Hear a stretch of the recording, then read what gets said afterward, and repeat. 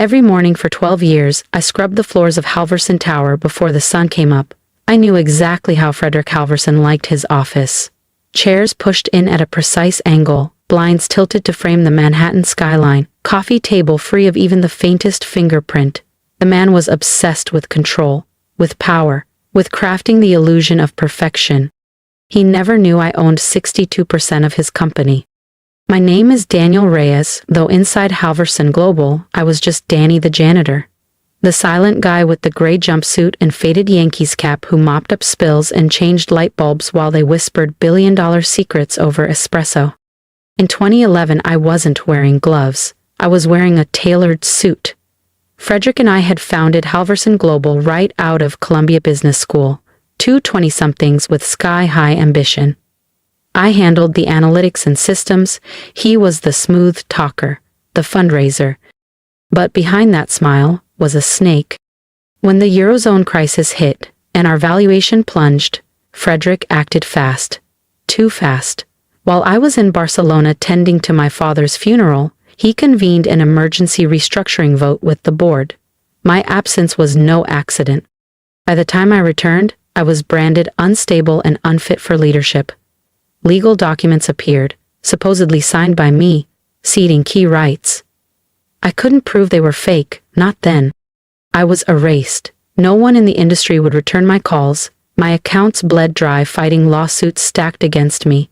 That's when I changed the game. I liquidated my last 3% and created a spider web of LLCs and trusts, each with a different name, address, and story. Through them, I quietly bought Halverson stock whenever the price dipped, which was often, thanks to Frederick's reckless expansion habits. But I needed eyes on the inside.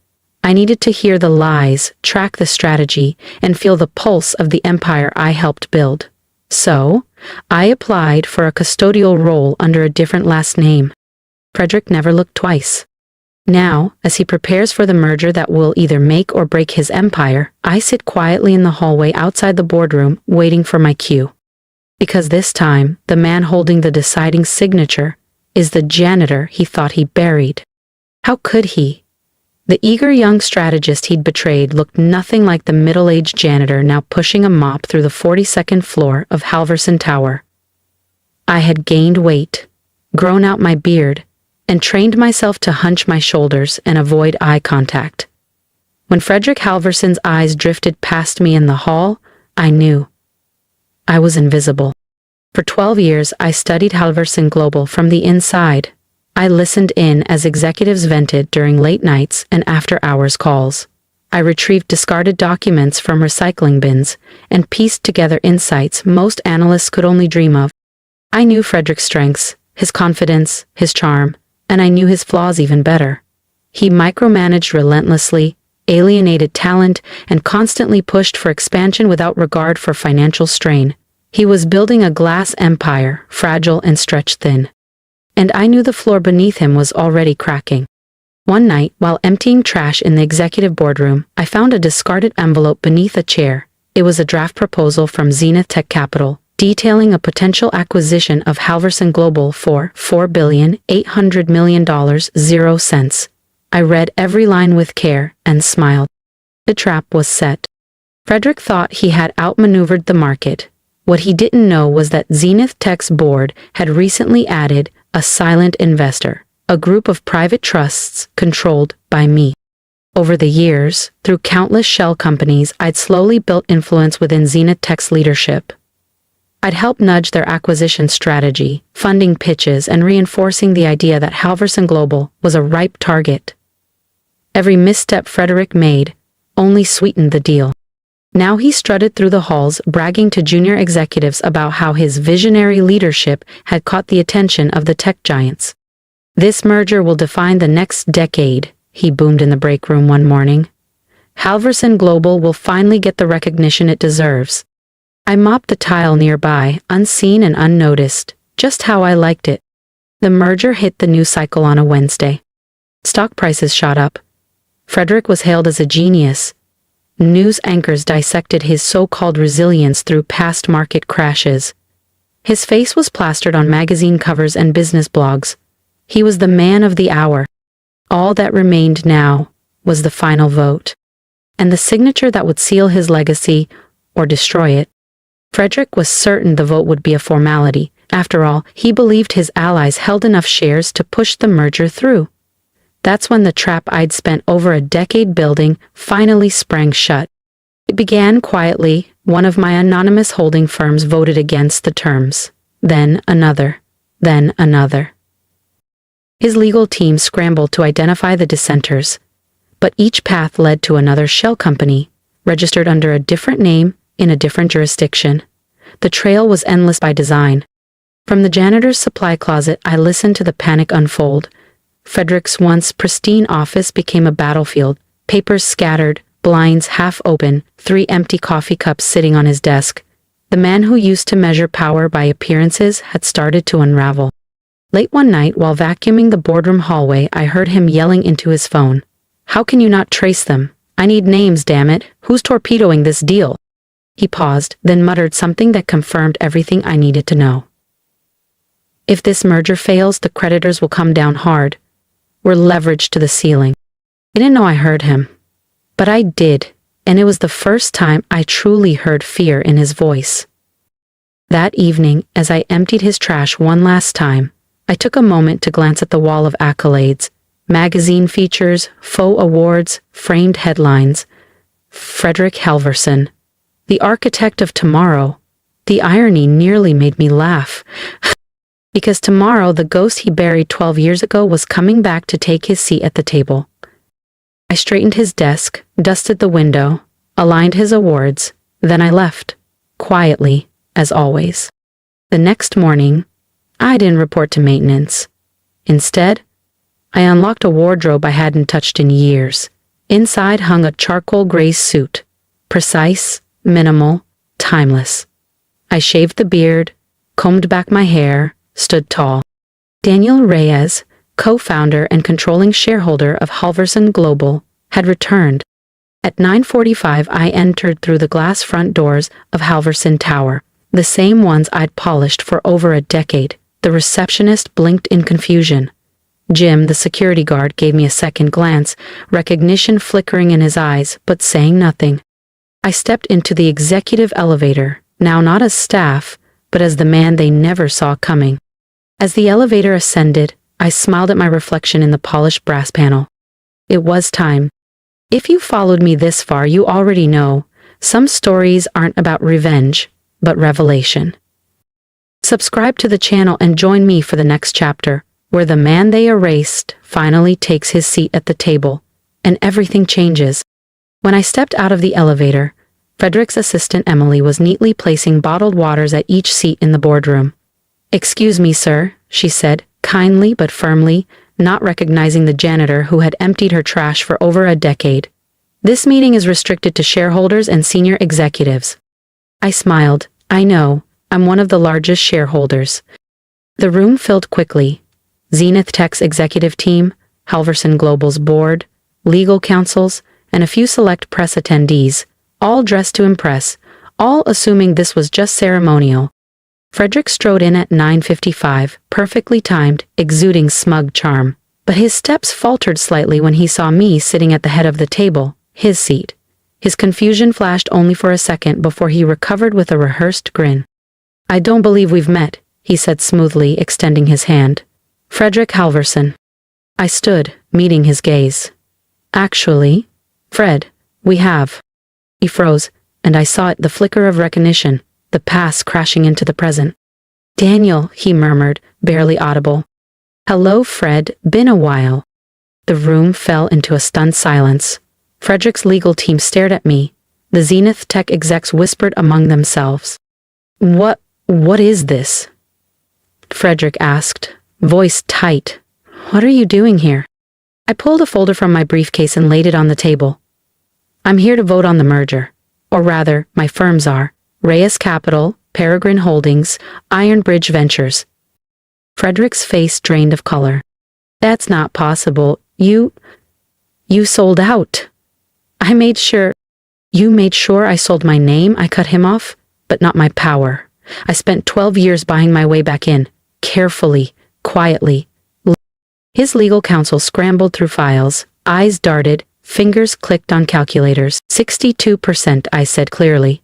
That's how much of Halverson Global I now control, which means this merger doesn't happen unless I say so.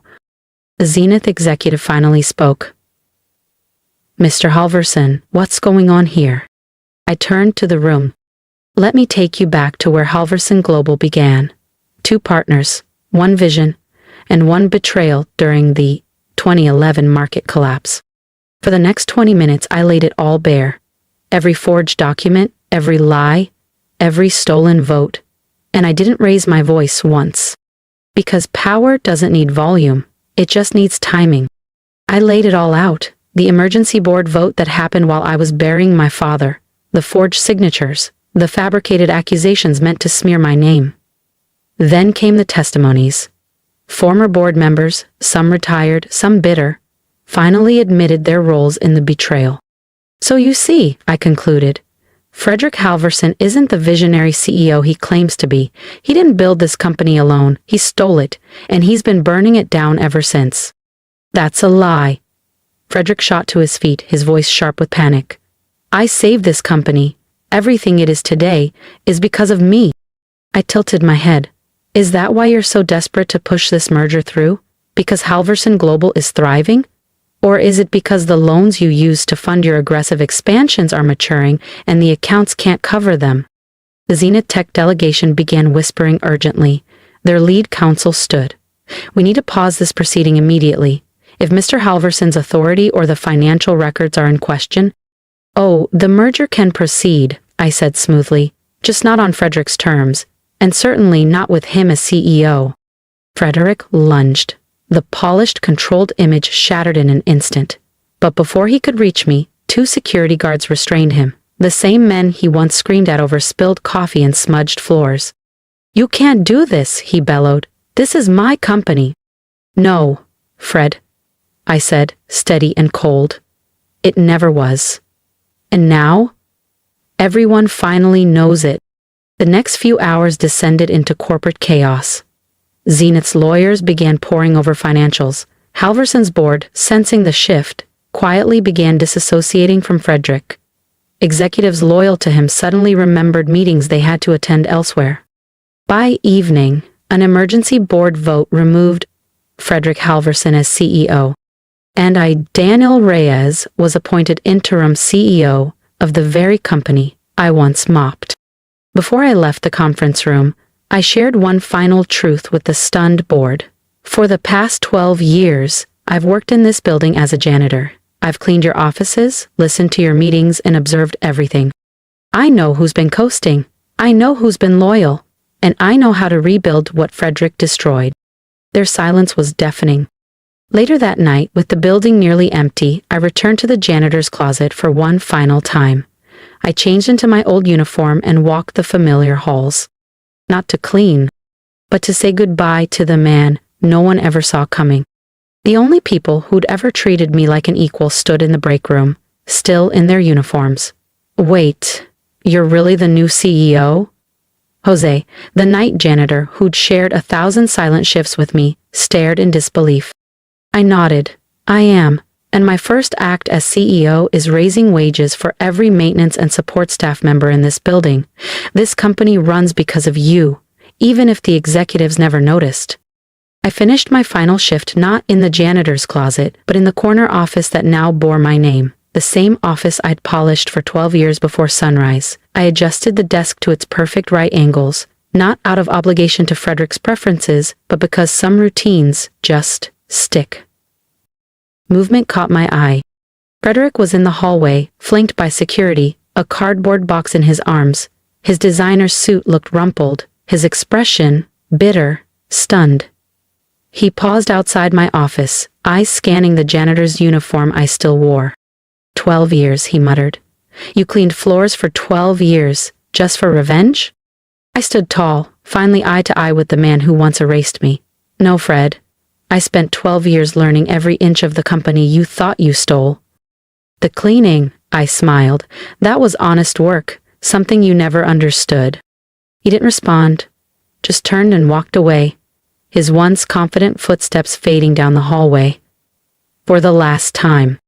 The next morning I came in wearing my tailored charcoal suit. But I made sure every employee knew my door was open. To everyone, from interns to custodians. I'd been invisible once. I wouldn't let anyone else feel that way. Some board members suggested I hire a private cleaning service for my office. I declined. Every morning I still come in early and wipe down my desk myself. Not because I have to, but because it grounds me. Because it reminds me that leadership isn't about corner offices or job titles. It's about respect. Frederick now works across town at a third-rate consulting firm. I hear he tells stories about his CEO days. No one really believes him anymore. And me? I'm exactly where I belong, leading the company I helped build, watching it thrive, this time with heart. And every morning, when I align the edges of my desk just right, I smile. Because sometimes the most powerful person in the room is the one you never noticed at all. If you've made it to the end of my story, thank you. Not just for watching, but for seeing me. For years, I was the man no one noticed, the one sweeping the floors while people strutted past in $1,000 suits, never knowing I once sat at the same table. I didn't fight my way back just to prove something to Frederick Halverson. I did it because no one should ever be underestimated for the title they hold or the clothes they wear. If this story spoke to you, if you've ever felt invisible, overlooked, or dismissed, leave me a comment below. I want to hear your story. I want to know who you are beneath the surface. Because maybe you're not just a name on a badge or a role on a roster. Maybe you're the heart of something far bigger than they realize. And if this story reminded you of someone, a coworker, a friend, or even yourself, share it. Let them know they're not alone. We're not alone. Most importantly, subscribe to this channel, not because of me, but because of what we're building here, a space where resilience is power and quiet strength wins, a place where stories like mine, and maybe yours, don't go unheard. And remember this, power doesn't always announce itself. Sometimes it waits, sometimes it watches, and sometimes it's wearing a janitor's uniform, biding its time until the world is finally ready to listen. So, what will your story be? Let's talk about it in the comments. I'm listening, and I'm rooting for you.